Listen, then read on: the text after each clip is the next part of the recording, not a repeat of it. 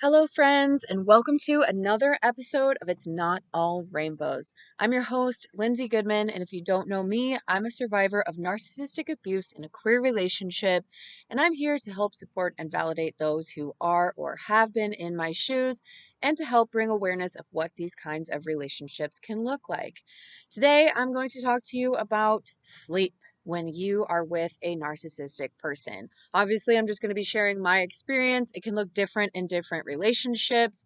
And also, there are psychopathic and sociopathic people out there who may have similar tendencies, but may not be exactly the same. So I just want to put that out there.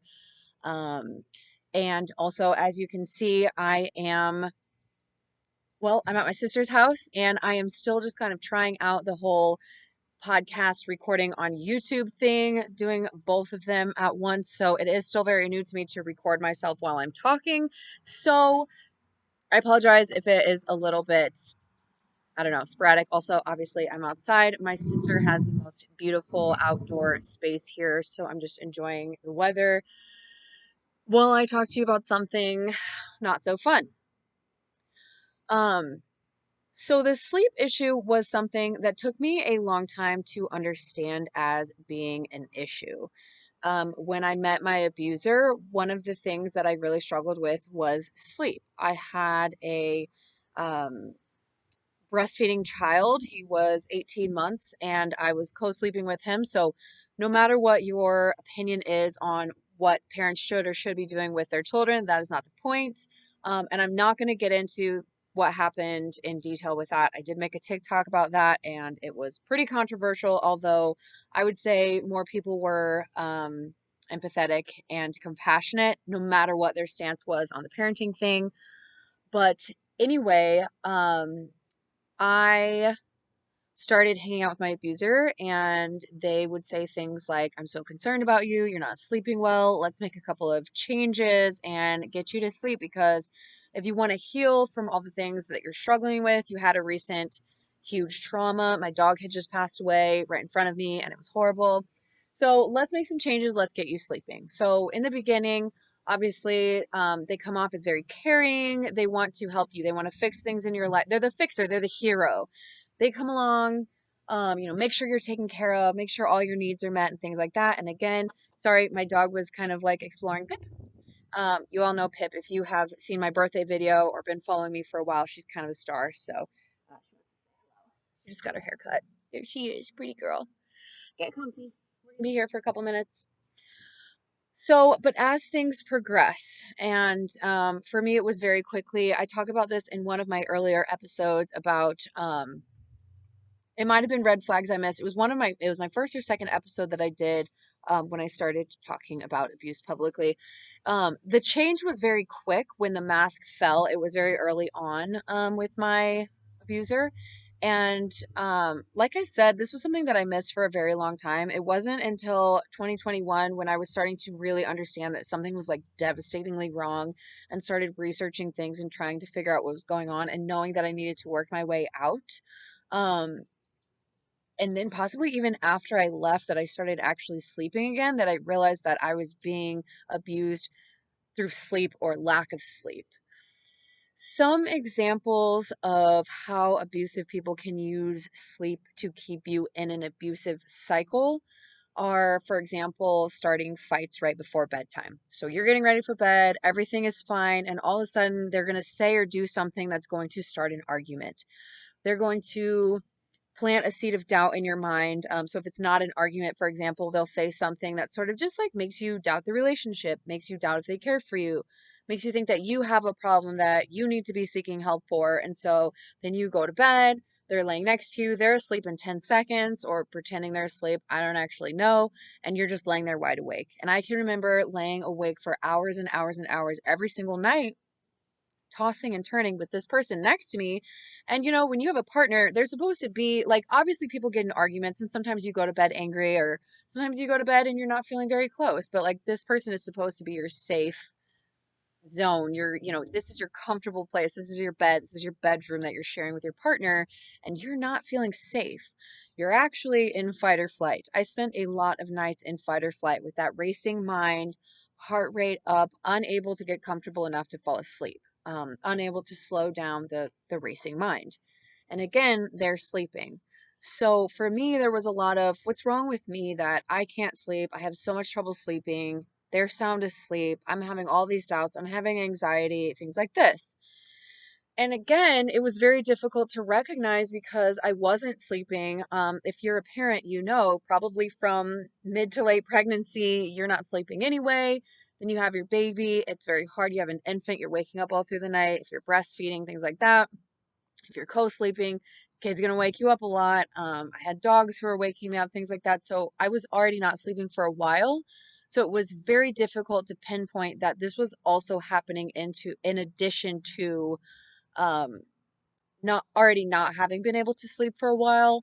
It was kind of like they were able to just kind of slide that right in, and it flew under the radar for so long because sleep wasn't something that I already had down. Um, Another example could be waking you up in the night. I have heard some people say that their abuser would literally just like sort of roll over in the night and sort of like punch or hit, um, sort of like nudge you, kick you awake, and then go back to sleep, or actually go to sleep. And if you have fallen asleep, you're startled, and you're of course thinking, "Oh, they accidentally did that," but they can be doing that on purpose, which sounds so crazy, but it's true because they don't want you to sleep. If I were to fall asleep, take a nap, which was very rare for me, or if I happened to fall asleep before them, they would wake me up. I remember very early on we were watching is it Mad I don't even remember what it's called. Mad something. I don't do movies very often, but like they're like driving out in the desert with like vehicles and everyone is like their faces painted. I don't What is it called? I keep wanting to say Mad Mike, but I don't think that's what it's called. Is it? That's not what it's called. I'm looking it up. It's not, that's okay. Magic Mike came up. What is it called? Mad Mad Max. I was so close. And anyway, so this was very early on, and like the kiddo was asleep, and we were on the couch, and I fell asleep. It was like 11 or 12 at night, and I needed sleep. I have a child. I needed to get up in the morning, and they would wake me up. I would drift off and they would talk to me, or they would move really quickly and be like, "Oh my God, did you see that?" Like they were very aware that I wasn't actively watching the movie and that I was falling asleep, that I was a tired mom, right? Just before that, they were telling me that I needed to make all these changes to get my kid to sleep better so that I could sleep more, so that I could be healthy, so that I could heal. Yet here they are waking me up over and over and over again during this movie. Um, and so those kinds of things, carry on throughout the relationship where, again, if you do fall asleep and they notice that you have fallen asleep, they will wake you up. They'll just talk to you or they'll open the door. That would happen a lot. I would go in the room and so say I've had like a horrible night's sleep as usual, right? Because I'm not able to sleep at night. I'm in fight or flight. So I'm like, I'm going to take a nap. Kiddo's asleep. I'm going to go in the room. I had to have it dark. I had to have like, I would still even like put something over my face. I would have white noise on, probably use like calming essential oils. Um, Nobody could be in the room with me. Like nobody could move. I couldn't hear anything at all. That would it would get my heart rate going. And I would be like, it was like I would be asleep and then like startled awake. There was no like, good morning. Oh, what's going on, world? It was like, am I safe all the time? But they would open the door and they would come in, or they would be like, whatever, um, wake you up with some kind of weird excuse. Um, oh no, I just thought of another thing and I forgot. This is one of the problems with me recording sort of live is when I was just doing podcast recordings, I would like think of something and, do it in little chunks, but this is a little bit different. Um, I did already mention that they would sleep in front of me on purpose, just to prove like how well that they could sleep and that this was a me thing. There was something wrong with me. You start to think like, do I need to see a doctor? Do I need to take something to be able to sleep better because like there's something wrong? One thing that would happen quite often was if I was sleeping in my son's room, which I would do a lot. Like if he woke up in the night, I would go in there and stay with him, or if we were having an argument and I didn't feel like I would be able to fall asleep next to them. It's a horrible feeling. Like I said, when an argument happens right before bed and they just roll over and go to sleep and you're like, am I the only one who has feelings here? Why am I the only one who's struggling in this relationship? Um, and they would, y'all, I just got distracted by that thing and I totally forgot. No one's gonna ever watch this because I can't, I'm too distracting. Um, if I would hear them, if I would hear the door open in the night, or I would hear their footsteps down the hall, like I said earlier, fight or flight, heart rate pounding, just like, am I okay? Are they going to walk in? Are they going to start something? Are they going to, am I in trouble? Is my kid in trouble? Do I need to protect my kid? And so then you're, like I said, you're just awake. And so if this happens at 2 o'clock in the morning where you hear them get up to go to the bathroom, but you're not sure what they're doing, you're not sure if they're going to leave the house, you're not sure if they're going to walk in and like yell at you or whatever, you're not going back to sleep. So these are just several examples of what I experienced with someone using sleep as a way to keep me tired. Now, why does that happen? Can I help you, little dude?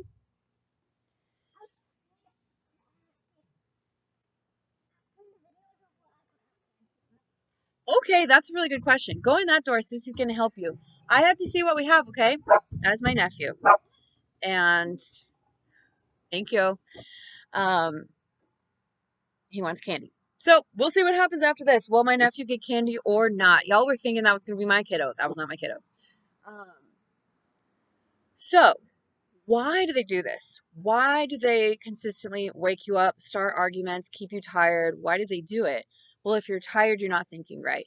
You're in a brain fog. You're going around throughout your day just like not functioning properly. You're not able to hold your own in conversations when they're starting arguments. They're doing word salad, which, if you don't know what that is, we can definitely talk about that later. But it's basically them just saying a bunch of stuff, spewing out random things that don't really make sense, talking in circles so that you're not sure what the argument is anymore. It's an entire technique in itself. But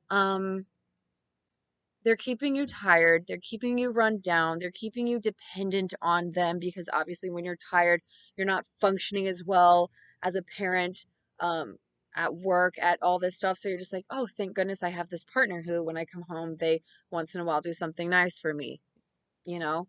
Um, they don't want a well functioning, healthy, you know, clear minded adult to abuse or child. Obviously, I'm coming at this from the perspective of having an abusive partner, but obviously, parents can do any of these tactics as well if you have narcissistic parents.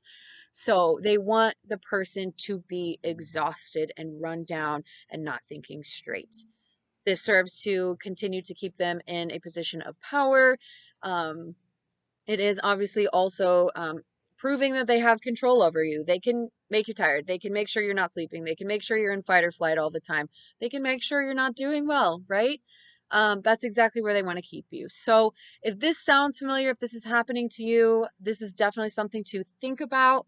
Obviously, some people just have sleeping problems. Some people, it's normal to have an argument here and there, but this is not a normal thing to be going on and on and on. Um, I think I am going to go ahead and wrap this up. Like I said, filming this is new to me. I'm still trying to figure out if this is something I can do because I am very distractible. Um, and I don't want to have you all just being like, oh my gosh, she's chasing a butterfly now.